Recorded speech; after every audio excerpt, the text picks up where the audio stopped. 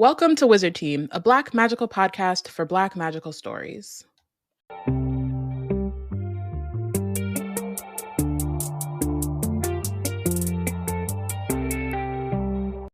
Hi everyone, it's Bayana, Robyn, and Porshèa embarking on a journey through the many fantasy stories written by and about Black people. Today, we're really excited to be joined by Suyi Davies Okungbowa, author of the science fiction novella Lost Ark Dreaming. Hi, Suyi. Hi, everyone. Hi, thank you so much for joining us. Sure, absolutely. Really excited to talk about this novella. Could we start by you just briefly telling the audience what Lost Ark Dreaming is about? I think this book is the one that's hardest for me to describe otherwise. So I'm just going to tell you what we pitched it as when we were pitching the book, which was, we started out by saying it is like a vertical snowpiercer in the middle of the Atlantic Ocean, which doesn't aptly capture everything about the book. And so eventually we went for I think that's what you see on the back of the book, something like Snowpiercer meets The Deep by River Solomon, which I think also captures a bit more of that breadth. But I'd say at the core it's let's see, we called it hope punk, we called it eco-fiction, we called it science fantasy. It is a thriller in many ways. But all of this put together, really, it's about the story of three people who live on these submerged towers along the West African coast, in some future time post climate change, or like drastic climate change, and then they have to contend with what it means when they discover that there are some external elements that have made their way into the tower in which they live. Nice. I feel like that was a good summary. It was a really good summary. There was a description of it called cli-fi, and I'd never heard that term before, and I was like, oh, okay, this is both exciting and a little bit like sad that this is like a new I know, yeah, like special genre that's coming up. I mean, it obviously, as climate change is displacing more and more people, it will become a hotbed for stories. But I think that like this one, it was funny because there are some dates, but I was very like, this could happen in the next like in the near future. So right. Yeah. So when did the idea for this story first come into your head? And then like as you were writing, what like influences and inspirations did you like pick up and incorporate? Okay, so this is a long one. So it started, I would say, around 2016, maybe. So I lived and worked in Lagos, right? Which for about 6-ish years. And what happened was I worked for this company that had our offices pretty much very close to the coast. Actually, in the latter half of my time there, we actually moved offices to like very much on the beach, right?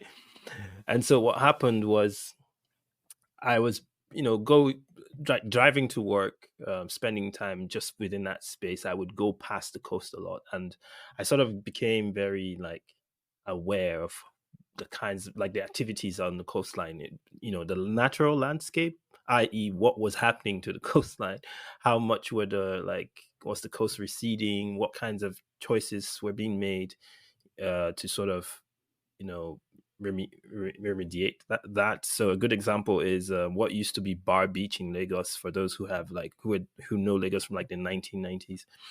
Had like there's a retaining wall there now to actually hold back the waters, because the beach itself has been eroded pretty much. So like the beach doesn't exist anymore. And so I saw things like that, right? I could sort of like witness that in real time. Then the other thing too was that I'd also see how the communities themselves were managing living, especially the waterside communities and like the communities that had existed on that coast for quite a while, especially in the face of the government's like in interest in those like waterfront properties, right? So there's always this contention between like the communities that have existed there and the government being like, these are illegal squatters, we should clear that place and like build something, right? And so like these, the natural and the socio-political and the socio-economic, all of these things sort of intermingling in that sense. I was like witnessing all of that. But then specifically, one thing that happened was the Lagos state government like partnered with these, private entities and decided to build a series of towers off the coast of Lagos. And so the towers that these towers in the book are based on are actually real. They are called the Eco-Atlantic Towers. So what really triggered, I guess, the need for a story was when I started witnessing like the Lagos state government and some private entities come together to build these towers off the coast of the Lagos coast. And they were actually built like an artificial island had to be created for the towers to be built upon. And so like, sand from the bottom of the sea was like dredged up to create this island, and then the towers built upon it. And then these towers are sort of like, they're very expensive. They're definitely for like the wealthy. And I remember like when that project, has been ongoing for quite a while, but I would drive past the project and I'd see like this mass of people, workers mostly, being let into these towers like via these gates that are heavily guarded 24/7. So you see them like amass at the gates every morning to go into this place to work there and or help build. And it felt a lot like immigration, having gone through a lot of immigration checkpoints. So I guess I started to think about the connections, right, between like all these hyper-capitalist projects, political projects, the economy, people, communities, and like how all these things intertwined, as well as like the climate pressures that were like either exacerbating some of these existing challenges or being used as an excuse sometimes to perpetrate some of these things as well. And I was thinking also about like history, right? History in the sense of, the Atlantic Ocean itself as a site of like historic events, and how some of these historic events were being like replicated in other ways. Lagos's own history as a place, right? So the history of the land, history of people, history of the waters. I was thinking of all these things, right? And they sort of came together to sort of form the novel. And that's why the novel or novella, right, itself is sort of a bit of many things, a little bit of everything, because I was thinking of a little bit of everything. It's cool because it comes out well, and one of the things that I noticed is that like having dabbled in a bit of writing myself, it's hard enough to like establish routine, and it being like a rote kind of thing at some point. Like it's just like their basic instinct to do something in a routine way even within a traditional length novel. But you were able to do that with each of the 3 point of view characters in a novella fairly quickly. So why was that an important factor to nail down in the character development and the world building for this like short story, but like this novella, specifically, and like the thoughts that you had about pulling that together for Lost Ark Dreaming, Right. Well, I one of the things I always think about when telling a story, right, because I've written across like different lengths and forms, and one of the things I'm always asking myself is, on a craft level, how much canvas space do I have to paint this thing that I'm going to paint? If you have a short story of 1,000 words, that's that's as much canvas space as you have. So you have to decide what you're going to paint, what you're going to foreground, what you're going to put in sharp sort of like contrast to something else, what you're going to leave out and what you're going to leave to like the reader's imagination. And then when you have a novel, you have more canvas space, right? So it's like a mural compared to painting a thumbnail. And so when I approached this as a novella, I thought that I wanted to present something that was complex, but I didn't want to do that in a novel because I think this specific story lent itself to the length of a novella. And it had 3 characters, which is also something you typically see in a novel.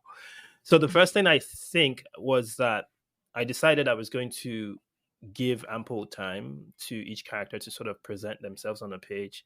I think it helped that they were all doing what they did within the realm of work. I remember one of the first early readers of the story said they felt like it was very workplace like centered, and I think that's crucial in the sense that, as we all saw probably from the work from home period of the pandemic, that work sort of tends to do a lot in shaping your like natural movements around, you know, how you build things around in your life.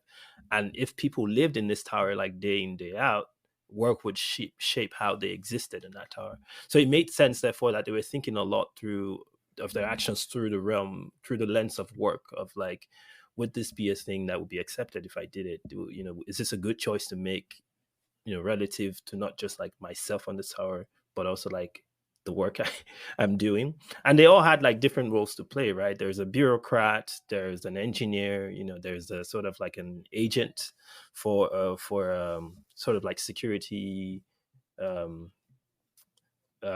commission, right? And they're all thinking, you know, what is my role here? What is my job? What am I supposed to do? But I think one of the things that kind of thinking does is sort of like,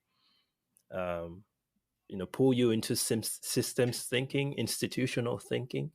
And I think what happened for most of the story is them shifting away from like institutional thinking into almost like communal or sometimes even individual type thinking of like, what is good for people, what is good for me, what is good for the community in which I exist. And I wanted to sort of demonstrate that shift because that's also what I was thinking about when I was looking at all these systems on the Lagos coast and thinking, what is good for the people and why aren't those decisions we're making, even when those decisions seem drastic or radical, why aren't we making them anyway, even if they're hard? And I think I was thinking about that within the realm of the climate change discourse, because that's what we're actually asking for. We're saying, stop thinking about institutions, think about people who have to actually live on these lands, right? And so it seemed like a good metaphor in that way to think about, to sort of step beyond the system and think about how our existence within something bigger than us is like something to also consider, which worked very well with the fact that there are these supposedly external factors that the tower had to deal with when the tower was literally in the middle of the ocean where everything else exists. So yeah, so anyway, yeah, I was thinking about all those things, and I felt like that space needed to be given to the characters, but I also didn't have as much canvas space to like go as in depth. So I wanted to quickly, as you said, like with broad strokes, paint these characters, paint these spaces, and then sort of let the narrative do the work of taking us through the rest of it. That's really interesting to think about. And I was also thinking about while reading it, and what you were talking about when we're, you know, stop thinking about institutions, start thinking about people, is like also where these things kind of bump up against each other. You know, when you start to think about like, you know, the rising cost of living, it's like, okay, well, if we're not making more money, but everything costs more at a certain point, this is not sustainable. Yeah. And where are you making money from? Yeah. You know, or like how much profit can you continue to make if people are not able to live, right? Right. And so this is like an extra question for you, my co-host here. But I'm just thinking about like some of those main characters and where they're coming from with their, I guess, relationships with the institution, and how they all have had personal conflicts with the institution and its failings, and how it fails them and their familial units and things. Yeah. And how different, I guess, their reactions and how they relate to those institutions are. I'm thinking mostly about one character who holds really closely to his status. Right. And almost like when you find out his history, you're like, how are you so snobby? Like, or how are you so far removed from where you started, I guess? Yeah. And so this is an added question of just like, what was the thought process behind that? And was that were those stark differences in how they related to the institution very calculated for you as you were writing it? Yes, absolutely. I mean, that's an excellent question. Thank you. But like, so I'll start with the character you mentioned, who's named Ngozi, right? So he's a bureaucrat, right? He works in the offices of the government, and he's all about process, all about following, by the book. It has to be this thing, but he has this investment in like, growing and along the ladders of power. And for him, like that's his singular goal, right? It's like that's the only way I secure stability, safety, on this tower. I have to be up there amongst, the people who make the decisions. That's the only way I can. So he has like latched on to using the system itself as his form of safety. And one of the things that happens when the book starts off is that he quickly realizes that even that doesn't necessarily guarantee him anything, that institutions will do what institutions do, which is typically not privilege, the people, right?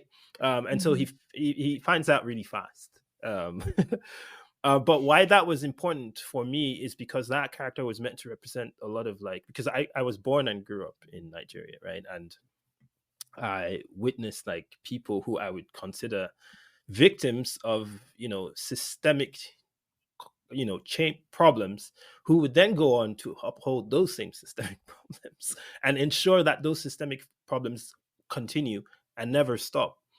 And it sort of baffles the mind, right? It's like, why would they uphold the very thing that caused them to struggle, to have them to exist in struggle in the first place? And the answer is really pretty much what you're saying, in that they come out thinking, well, if these systems are around us and you can't really push back against them, or they feel like so much has been stacked against them that they don't know any way to push against it, they find that, well, if I just join in and like climb the ladder with the rest of the system. And so apart from that, like starting a crab in a bucket system where it's like I need to step on everyone else's heads in order to rise above, I find that even with it can actually manifest that way a lot with those who have had the most who have had to start like so far at the bottom that they've like lost all sense of forward thinking, of like, they have very tunnel vision. And I think in a way there's sort of a privilege in a way to be able to look beyond the very immediate, singular, individualist, personal goal and say, what does this mean for everyone else? Because you need a degree of comfort for that to happen. So I was sort of trying to play those two things to say, how much can you afford to actually look beyond yourself? But what are the forces that sort of force you to even think so, narrowly, in a way that you perpetuate the very same thing that caused you to be in that place in the first place, right? So those are sort of the two contradictions that bump up against for this character, because on one hand, you can see him like making all these choices that are detrimental for everyone. But on the other hand, he's like, yes, I'm doing this for my sister who fought for, or something. And everyone's like, what? That, as you said, if you're reading that, you're like, what is this? This doesn't make any sense, right? And then for the other two, it was, similar. Some of them have, the engineer character has like a relationship to the system that is a bit tricky, in the sense of they are looking for a way to gain sort of some sort of retribution, right? But then they're targeting sort of the wrong person, because the people they're targeting aren't really like that's just a result of the system working the way it is, in the sense of they actually turn their eye to the wrong thing and or person, which is, again, if you look at today, that's literally what's happening. People are finding enemies in everything but the actual things that cause the challenges that they're facing, right? So I was thinking about that too, and how people sort of turn their eye to a place where it's like misdirected, and they need sometimes an event to sort of course correct. And in this case, for this character, this was one of those triggering events that sort of like help them course correct and focus on who actually needs to be tackled, right? And then the main character, who sort of has always like been positioned in a space where she has to question most things, But the problem is she is like part and parcel of the very system that causes those things. So she has to sort of contend with that to say, how much am I willing to continue to be this person within this system, right? They say, it's just one bad apple, and she's not a bad apple, but then she's in the system, so she technically has to be she has to be part of that bushel and be like poisoned by the bad apples, right? So she has to ask herself the question, how do I continue to be this person or stop being this person? So I guess what I'm trying to say is I was thinking of various degrees of complicity, but not just the complicity itself, but where it originates from and what sort of drives that complicity and how that can be turned around in different ways for different people. And that's really what happens to each of these three characters across the narrative. Yeah, I mean, it's definitely really stark, like the way that it also kind of explores truth and like how learning new information shifts those perspectives and like gives them more opportunity to kind of like figure out how to break away or how they're going to like what they're going to do next. And so I was wondering, sort of like how, as you were writing the story, was there new information that was coming to you about either about the characters or the world, like as you were writing, that was particularly surprising, or that kind of shifted your, what's the word, like thoughts about the real world? Yeah. Well, on one hand, what happened while I was writing was when I started, I had a strong sense of where the space the characters occupied mentally. Like, why are they the way they are right now? But I didn't always know what came before and what actually made them that way.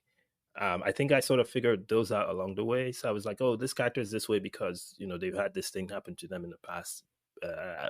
And I had to figure out what that exact thing looked like and how it sort of shaped who they were. And I think for one specific character, the protagonist, Yakini, for her, there's this other thing too in narrative where narratives are kind of like neat in this way where it's like this one thing happened and it sort of triggered their direction for the rest of their lives, but it doesn't really happen like that in real world. So one of the things I drew from like the events of the contemporary world and even the way like a lot of, say, political and economic movements are happening in the last 10-15 years is that it's usually sort of an accumulation of sorts. It's almost never like one big thing. It's often like a couple of things. So in the last 10 years or 15 years, you could say, for instance, two big ones have been, well, not two, but like multiple big ones have been stuff like the pandemic or the 2008 financial crisis or 2011 like terrorist attacks in the US. All of these things have in their way contributed to like the state of who we are now, in like little ways or the other. Or even 2016, election, etc. So all of which to say that for that specific character, I wanted it to be like more of an accumulation compared to the others, where it was like just small, what I thought of like small instances of questioning sort of growing and growing and growing to a point where she actually had to realize that it couldn't just be she couldn't go back to life the way it was after all these things had piled up in this way. Almost in the way I think of like today and think it might be like completely impossible. We might have crossed the Rubicon in like who we used to be as a people in, I don't know, 2010 or 2005, right? I'm thinking like by 2025, we'll be so radically different as a collective from like who we used to be. But it's not just like we didn't have one big war, one big shift. It's just like a small increment. I was thinking about that too. And because this world, right, of these isolated 5 towers, it seems like it's more likely that things would have been similar for a very long time, right? Things wouldn't have changed much because the very existence of the towers requires like routine requires things to remain the exact same as they have always been, nothing changing too much, right? And so I was thinking, what does that then look like, right, for people who have these small, tiny things happen over time?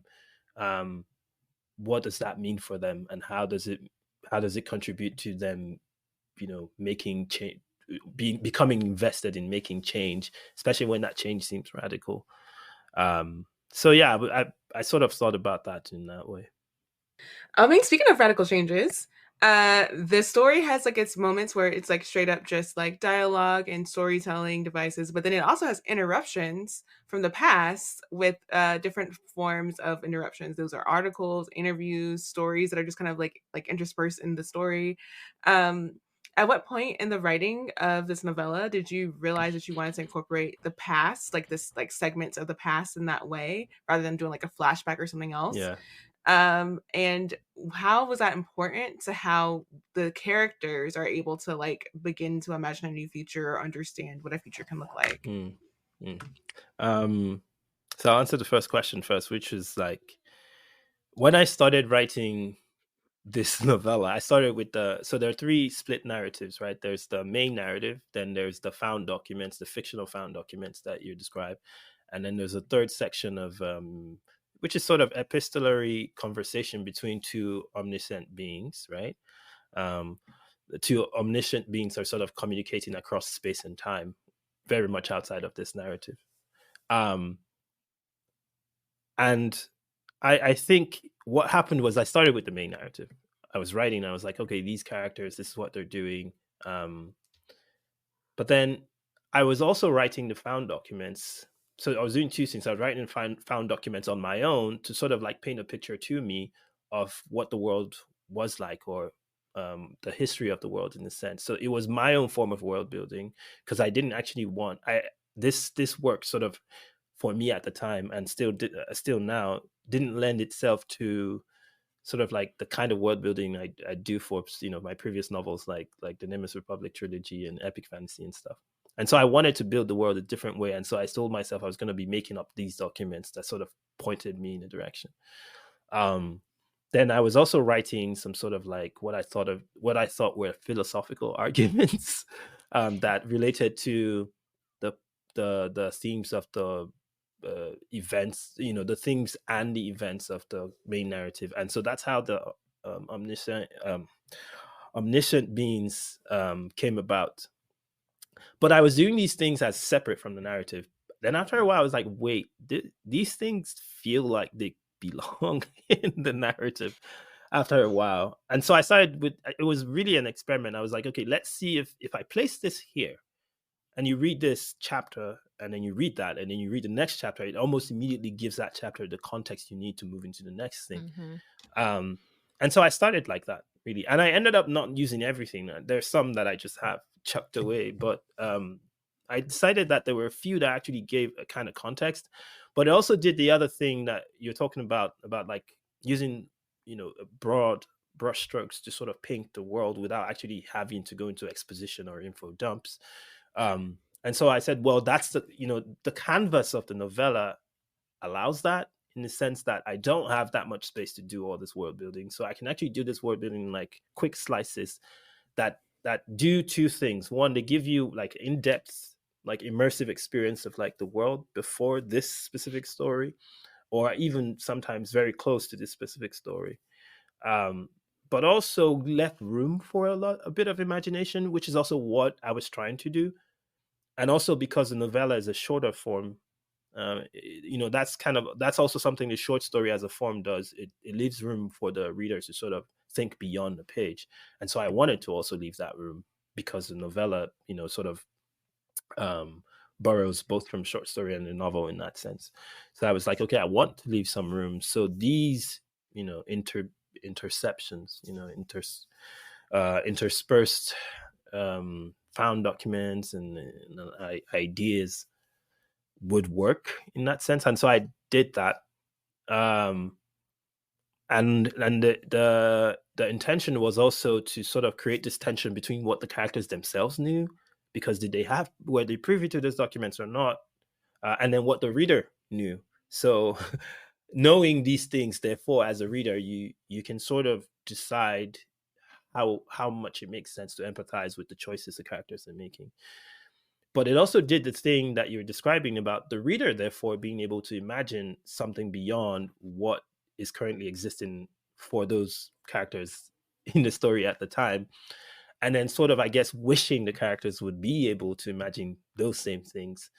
And then I hope as the story sort of gets toward the end, start to feel that sense of satisfaction when the characters do start to dream beyond what the towers offer them, to then almost, say, yes, I knew it, I knew you could think beyond that. I knew you could do it. Sort of, I wanted that feeling for the reader to sort of be able to imagine it and then hope the characters get there. And then when they start moving in that direction, you feeling that sense of, satisfaction, of delight that, I want it to be hopeful, because it seems so bleak when it starts. So I wanted it to move toward hopeful. And that was like one of the strategies I employed toward doing that, to sort of like not just the experience of the reading and the thinking being actually positive or geared toward a more positive ending and focus, and sort of like delight and joy at the end. I wanted it to be hope punk in a sense, and it was just it has been described that way as hope punk, and that's what I was going for. It has always also been described as dystopia, which I find strange because I do not think it is dystopic. No? But yeah, not really. I don't. I mean, life is going that way a little bit. So I actually don't. I didn't find it dystopic either. I felt like, I guess this is like not a little bit of a pessimistic view, but it felt like a very logical progression of where we're going now. And apart, like, especially in the beginning when you see Ikena like setting up the like household automated systems for her grandmother when she's running late to go to work and stuff, I was like, I actually would really be okay if that was my life. Like, Exactly. it's not a utopia by any means, Yeah. but like it seemed to me to be kind of a logical progression of where we're going if we do not make any changes, like drastic changes. So I didn't find it to be dystopic as much as I find like our current world to be exactly dystopic, which Right. is kind of that's how I thought about it. I was like, I'm not sure there's anything particularly drastic when compared to like our current world. Sure, it looks that way because, and I think part of why it seems dystopic is because, well, technically they don't have any other options, and so they have to be on those towers. But I'm like, but that's kind of the case for a lot of us today. Like, many people don't have any other options. They are stuck in a dystopic hellhole and they can't get out of it. That is not very far-fetched, So in a way, I didn't really think, but like everywhere, I'm like, oh, West African dystopias. I'm like, where? But just for a second before we move on, I just wanted to on the like found documents thing, because we get here in the story that Yakini has been looking into like different things during her time like as an analyst.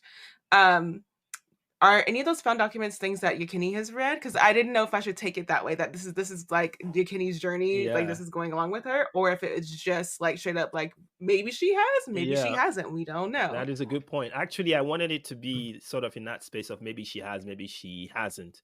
For the reader to be unsure what she has seen and what she hasn't seen. And I also wanted to be like, and I'm sure this is something we're coming to really understand now in the age of the internet and AI and like things really shifting all over the place. I wanted to be like, a lot of these documents have sort of risen to the level of myth, and it takes really, it doesn't take a lot for things to rise to the level of myth, right?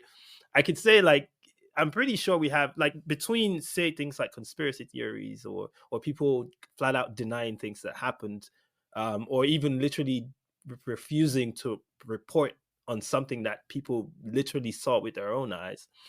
After a while, it becomes that when all of the like poisonous narratives mix with actual narrative, it becomes harder for you to be sure what is. And that's even when you were there. So if you fast forward a generation or two, those things clearly immediately rise to the level of myth, right? And I've witnessed that happen in real time. Like, so even when you speak, so like Nigeria had a civil war in like 1967 to 1970, which is not that far ago. My parents were alive; they were there, but if you asked people, they'd speak about it as if it was some like mystical thing. I mean, it happened. They agree, but they're like, no one can really tell you what happened in that sense when there's literally documents and like books and everything. But like, if you ask the average person, Nigerian, they'd be like, well, they know it happened, but they have like different ideas of what actually happened. And so it's sort of like started to move into the realm of myth.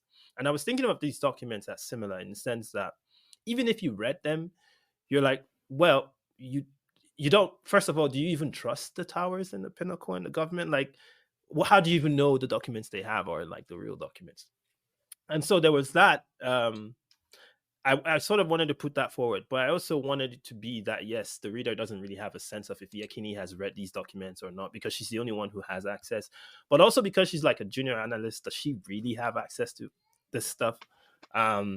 So yeah, I wanted to leave that question unanswered, and maybe if there are future stories, maybe there will be more answers for that. Who knows? But yeah.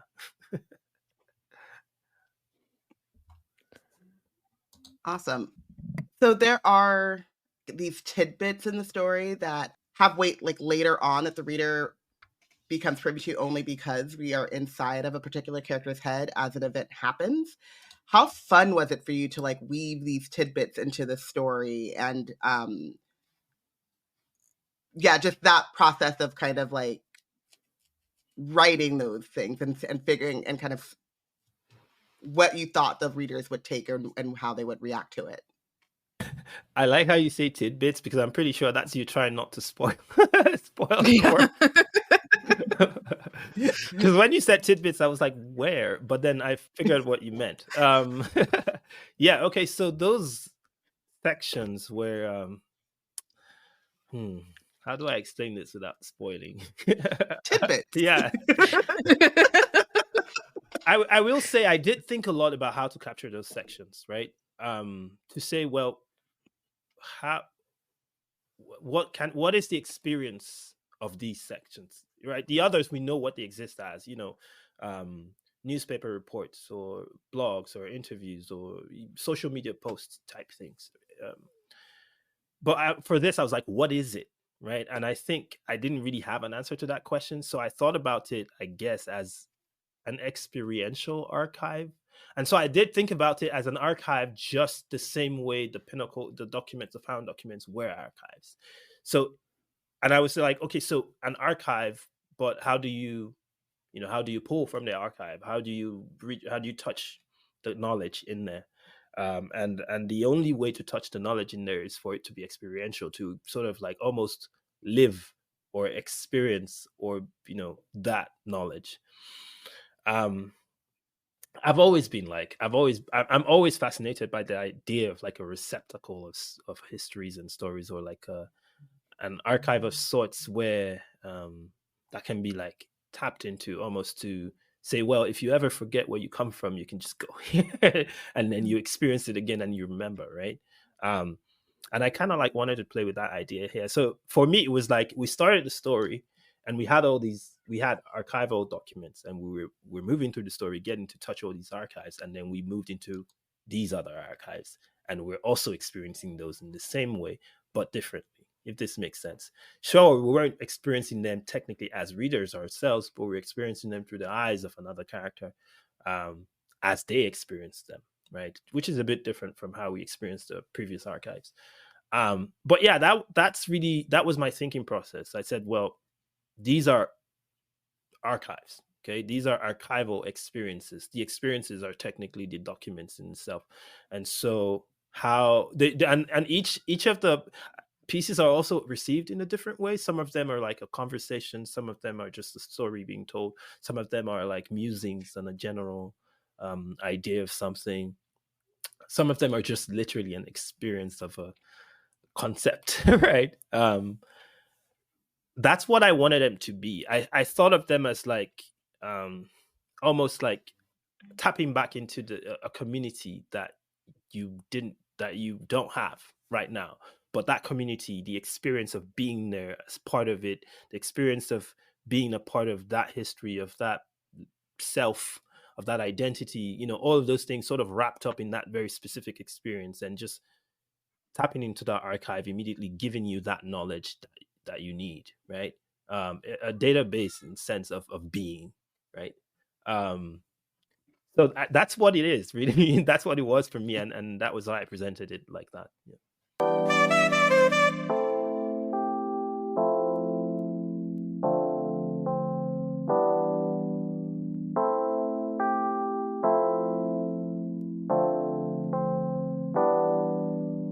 Here on Wizard Team, it's no surprise that we love books. We also love supporting the independent bookstores. With our bookshop affiliate link, you can not only get all the books on your TBR, but you can support indie bookstores and B&C at the same time. And if you're not sure what you want, that ain't no problem. Check out our The Plot Thickens list full of recommendations from none other than Porshèa herself. Head to www.bookshop.org/shop/BlackNerdsCreate to treat your shelves. Treat your shelves. Oh, that's nice. That's clever. Oh my goodness. That's clever. We're so done with New Year, New You. This year, it's more you on Bumble. More of you shamelessly sending playlists, especially that one filled with show tunes. More of you finding Geminis because you know you always like them. More of you dating with intention because you know what you want. And you know what? We love that for you. Someone else will too. Be more you this year and find them on Bumble. Calling all lovers of totes and goodies. Black Nerds Create has launched our Fill Your Tote giveaway campaign as we gear up for our 9th birthday. Enter into our giveaway when you buy a Black Nerds Create Magic tote bag at our merch store on DFTBA. You'll get a chance to win books, arts, and other cool stuff. Entering is simple. All you have to do is buy your very own tote. You can find the link in our show notes, and forward your receipt to weblackandnerds@gmail.com. And the giveaway is open to U.S. residents only. Once you get your tote, don't forget to tag us at Black Nerds Create on socials and show us how you fill your tote.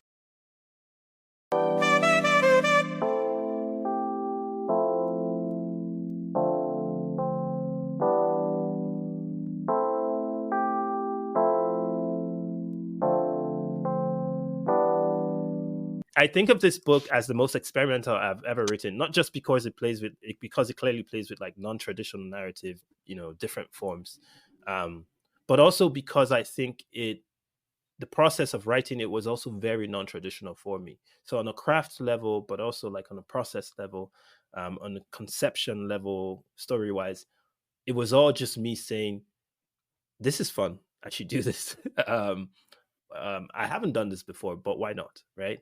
And I honestly never thought it was going to see the light of day because it was just too much of a thing that I was doing for to sort of satisfy my own creative urges. But I'm glad that it actually has made its way into the world now, and everyone else can enjoy it in the same way I thought. A little aside, when you were talking about how to do experiential stuff, I don't know if you watch Star Trek, but that's immediately what popped into my mind of the holodeck, and it's always been the one thing that I really want from Star Trek to become a thing is the holodeck, and how you put yourself into novels, whatever, but also historical documents and journal entries and stuff are just put out into the thing that you then become a part of the story. So that would be nice. Okay, it's my little Star Trek plug. So though the story focuses specifically on these three main characters, we've kind of touched on it a bit about how community is something that kind of hovers over the story, and we see how leadership at the top of this structure exploits that concept to their own aims, and then how people within those communities kind of have to move as a result. And so I was curious what message you want folks to take away from this story when it comes to community and how we care for one another. I think that is the message, that I think community is really at the heart of the better decisions we need to be making. If you think about most of the things we, as a people are always pushing back against, we're often saying that these things are not in service of the community. We're saying that some of them are in service of something else that doesn't seem to at core care about people, right? A lot of what I was thinking about when I was thinking about these towers was these towers have become like nations themselves. And I was thinking about like how nations, for instance, the concept we have of like nations right now, countries, whatever, are formed. And more often than not, that they're not formed. It's more often than not that they're not formed from like community. A good example is like Nigeria, where I'm from, used to be literally a company. It was called the Royal Niger Company. It's not even, it was a British company. At the core, that project, the project of the country is not even a community project. It's not a, it's a nation now, but its origins are not based in community. It's based in capital, right? And so even now, even then, and even now, a lot of when people are saying we want this, we want X, we want Y, they're saying it from the realm of community, and often these things are not the basis for the formation of what we, even now people think and say, oh, Nigerians, and they think community, but I'm like, is it really, like how much of it is really community driven when really even that concept, right, of Nigerian or nation, or doesn't even originate from community, if this makes sense. So I guess I wanted to probe the idea of all of these institutions, whether we're talking nations or we're talking corporations, or pretty much all of these things that end up being the institutions and systems that sort of dictate how we navigate the world as our, and how we navigate our own communities and how we navigate our own selves, right, identity wise. I wanted to interrogate that and say, if we want to sort of find our way back to how we can actually make better choices for ourselves, we always have to sort of roll back and start with the idea of community. What is good for the people as people, before we start thinking of what is good for the institution. Or is it good for the stock market? Is it good for GDP? These things are abstract. They don't matter when the people are living, right? Like it doesn't. They don't even, like, outside of the very fact of these concepts built around to sort of like order, right? Order social living. They're nothing without people. So I guess that's kind of what I was trying to say. I was like, these towers exist because the people in it are there. Without them, there's no tower. It's just a building that exists. And I guess that's part of what I was pointing at in this narrative, that there are these other towers that didn't quite make it. And the reason they didn't make it is because they didn't put people first. And so this tower that this story is setting is also at risk of doing that. They haven't learned clearly from their history. They're repeating the same things because you're not putting people first, right? So that's the summary. Put people first, really. It's the summary. I love, there's a moment when Tua says, like, if the lowers collapse, you're coming with us. Exactly. And it's like, duh. Exactly. Right? It's a tower. You're literally standing on the shoulders of these people that you are not even, like, you're dehumanizing every day. Exactly.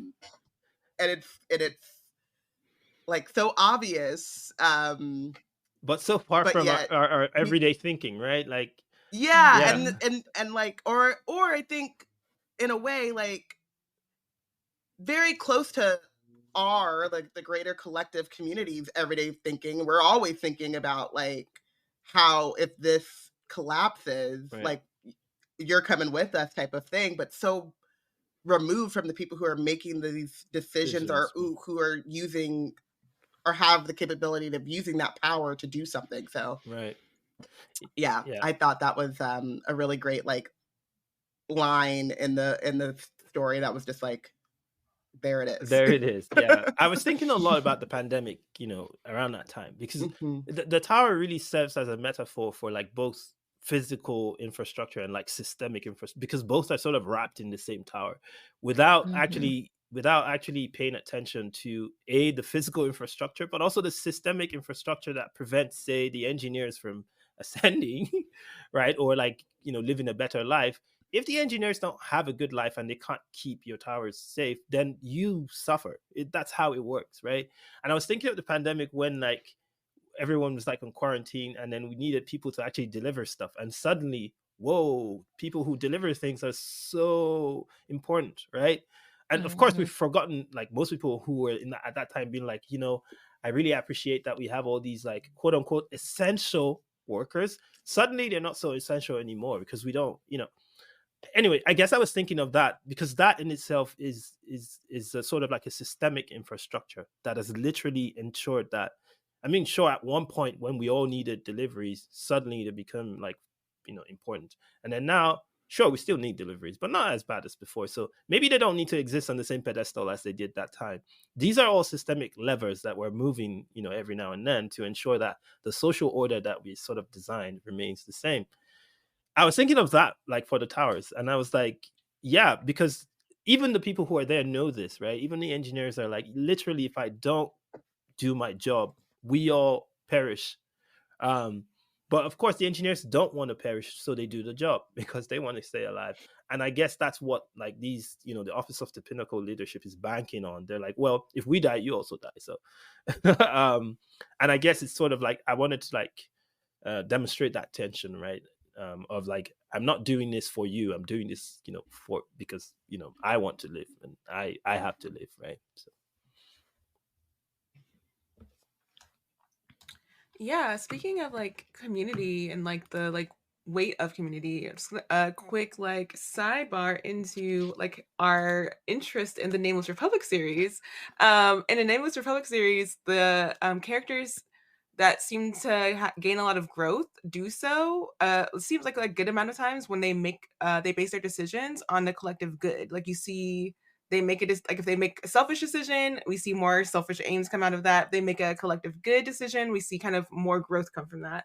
Um, can we expect any major character changes in relation to like community experiences going forward? I guess I would say it starts with how far you've read. I've read the second book. They haven't read either. Okay, So. okay, good. It's like So if you sitting It's right. on the list. if you've read the second, you will find that. So what I was thinking about for that series, and I find that I'm always kind of like thinking about the concept of community. I think that's like one of the benchmarks of my work, is that as the series progresses, there's more investment in the need, not just like the desire anymore, but like literally the need for community, and that the idea of like standing alone or as an individual doesn't hold a lot of water, even for those who feel like their only way to get community around them is conquest or in exerting power in some way, etc. So I will say that is even more so in book 3, where things have really been shaken up a lot since book 1, and where people actually have to pick and choose and say, where do I sort of belong now, because they can't not belong somewhere. And I was thinking, I was thinking in that book, but I think also in Lost Ark Dreaming, about how community functions as a point of safety and security, in the sense of I have people who care about me, I have people who I trust, who I can relate to, who I represent, who I identify with, but also as like I literally have people who will protect me, or like who I have to be a part of, so I am protected. And how some of those choices sometimes can be poisoned, not poisonous in themselves, because it's good to want to be protected by people, but like how they can be poisoned by specific people in the name of community, but with an end game for like an individual desire, if that makes sense. Does this make sense, right? Yeah. I was thinking of Ngozi as a bureaucrat, right? You work in a government office, and so you can sort of tell yourself that you're a by the books, make sure everything is done this way person, because you want the towers to survive. But is that really the reason why you're like that? So even when you're making these drastic actions, you can keep telling yourself that. You can say, no, I can't do that because the towers have to remain the way they are. Nothing can come in and change that. because if everything changes, then everything collapses. And you can tell yourself that you're doing that for community, but are you really doing that for community? And so I was thinking about that, and I've been thinking about that even more so in like my work, and that was present a bit in The Nameless Republic Book 2, Warrior of the Wind. Book 3 will have even more so, because a lot of the sort of split factions that come out of like the events of the first 2 books so far will have those questions about themselves. Who are we now that we are, a different kind of community, that we're no longer bound by the institutions that we used to be connected to? We have to sort of define who we are, what we want, and then we're not always in agreement. Leadership is not always the best at all times. So I like to think about all those things a lot, and you'll see more of it in book 3. Awesome. That's a perfect segue into my question. I think the last question that we have for you. What can we expect from you next? If you can, let us know. Be on the lookout for. Oh, well, yes. I will start with saying book 3 of The Nameless Republic will be out, fingers crossed, in 2025. I don't know what month in 2025, but definitely 2025 for sure. Clearly, I'm still writing it, but so that's what you'll see behind me on my wall over here. It's very similar to Bayana. Yeah. When she's in the middle of her. Yeah. But yeah, definitely it will be out in 2025. That's likely out after Lost Ark Dreaming. I think that's likely the next thing you will see. But there's also something redacted that I can't talk about now that will be out, I think, in 2025 as well. Also don't know when, month or period, but that one is finished. It's been turned in. It's ready to go. It's an IP project, like it's a project that's tied to a popular IP. I can't say which. Sorry. But that will come out in 2025 as well. Those I know are the 2 things that are to be expected. There's like questions in the chat, which I can answer in the chat. Yes, absolutely, I can answer those to you folks. But yeah, it's a novel, so it will be another book pretty much. Those 2 things you can expect from me in the next year at least. There's other stuff, but that's too far away. I can't talk about those now. Yeah. Awesome. Well, thank you so much for joining us. This is a great conversation. Can you let our audience know where they can find you? Okay. Well, I'm no longer as much on social media. I'm sort of like taking a indefinite hiatus. It's probably not a hiatus. I'm probably just off social media for good. But I think the place you can find me the easiest would be Instagram, which is where I still respond to things. Everywhere else, I'm not really there. Blue Skies somewhere else. I'm also getting into. I'm there off and on, but everywhere else, I don't really interact at all, actually.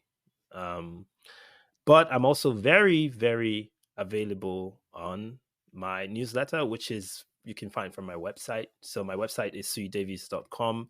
And /newsletter is pretty much where you get access to my newsletter. I respond to everyone who contacts me via my newsletter or after receiving my newsletter. And there's even like a small discussion group for like folks who subscribe to the newsletter. So that's the only place I'm really active on. There you can reach me. You can get all the updates. My blog is very active. Updates and announcements are always there. Catch me at suyidavies.com /newsletter to subscribe to the newsletter.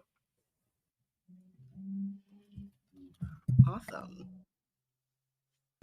Yeah, so thank you again for joining us today and being part of this like lively conversation. And thank you everyone in the audience for listening.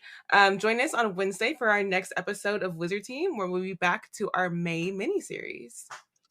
Wizard Team is a part of the Black Nerds Crate Collective, and today is Black Nerds Crate's 9th birthday. Okay. Wow, we out here. We're in elementary school. If you want to celebrate with us and keep up with our content, you can check us out at our website, blacknerdscreate.com. Follow us on Instagram and Tumblr at Wizard Team Pod and at Black Nerds Create.